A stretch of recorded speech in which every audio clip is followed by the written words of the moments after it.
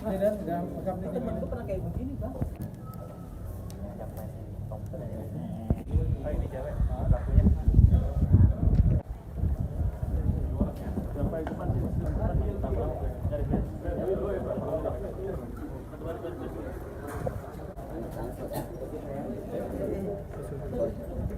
Bang, bawa bang.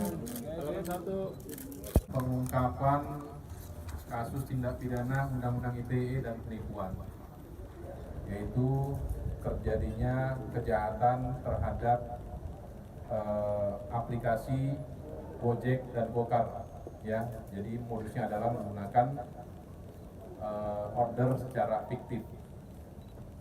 Untuk pasal dan undang-undang yang dilanggar adalah pasal 35 junto pasal 51 Undang-Undang RI nomor 19 tahun 2016 tentang ITE dan atau pasal 378 KUHP tentang penipuan.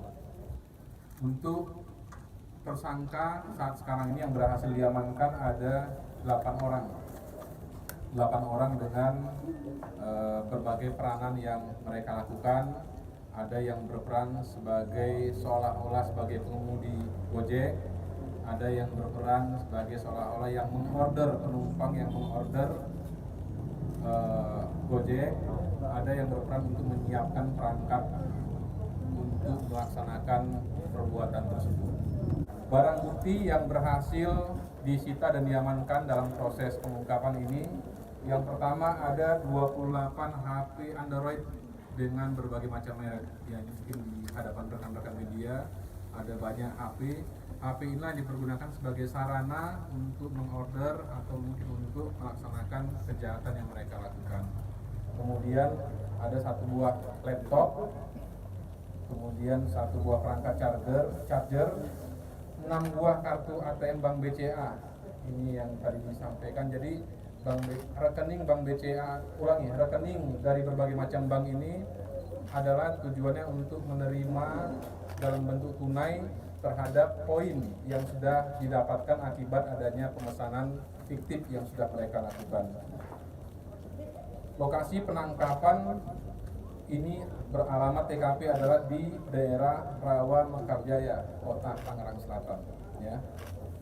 Modus operandi yang dilakukan oleh para tersangka ini adalah mereka berbagi tugas untuk melaksanakan order fiktif ke aplikasi Gokar dan Gojek, yang mana mereka berperan seolah-olah ada pemesanan dari ke aplikasi Gojek maupun Gokar, tetapi sebenarnya pemesanan tersebut itu tidak ada. Jadi mereka memesan kemudian menggunakan fake GPS ataupun akun GPS palsu, sehingga nanti itulah yang terdata di sistemnya Gojek maupun Gokar seolah-olah mereka sudah menerima orderan.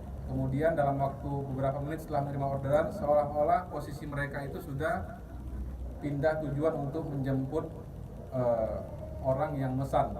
Kemudian nanti berpindah lagi seolah-olah sudah mengantarkan penumpang sesuai dengan alamat yang dituju.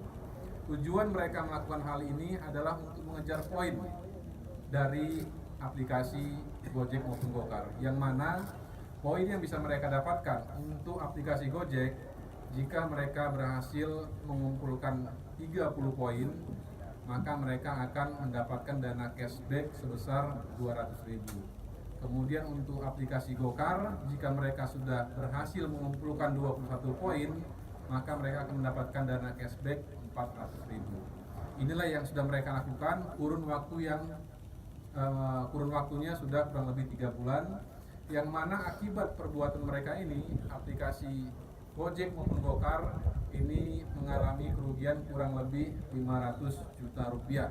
Gojek menyampaikan laporan akan sindikat pelaku order fiktif. Yang teman-teman perlu pahami, ini bukan pembobolan sistem. Yang terjadi adalah sistem yang baik, yang dengan maksud baik diperlakukan dengan salah. Jadi ada penyalahgunaan sistem yang ujung-ujungnya merugikan bukan hanya Gojek saja sebagai perusahaan, tetapi mitra driver kami yang telah bekerja secara jujur. Yang kami bisa sharing ke teman-teman sekalian di sini menjadi perwakilan publik supaya bisa disampaikan adalah Gojek sangat serius melakukan pencegahan terhadap perilaku curang.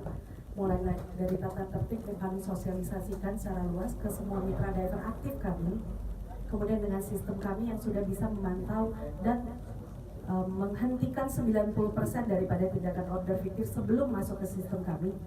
Kami juga dengan tegas melakukan tindakan korektif bersama kepolisian setempat. Yang perlu diingat oleh teman-teman semua dan masyarakat pada umumnya, penyalahgunaan sistem Gojek, ya penyalahan sistem layanan kita baik GoRide ataupun GoCar itu bisa ditindak secara hukum, dan Gojek serius akan hal ini. Kami akan terus melaporkan dan bekerja sama dengan pihak kepolisian sehingga semakin banyak lagi sindikat order fiktif yang bisa diungkap. Jadi baik driver maupun penumpangnya itu fiktif gitu loh, tapi terdaftar. Jadi dia menggunakan identitas semuanya untuk mendaftar sebagai driver maupun penumpang pelanggan itu dengan identitas. Jangan kebalik nah, ya gitu. Nah, sip. Aplikasinya apa? Kasih download Fake apa GPS. gimana, Bang?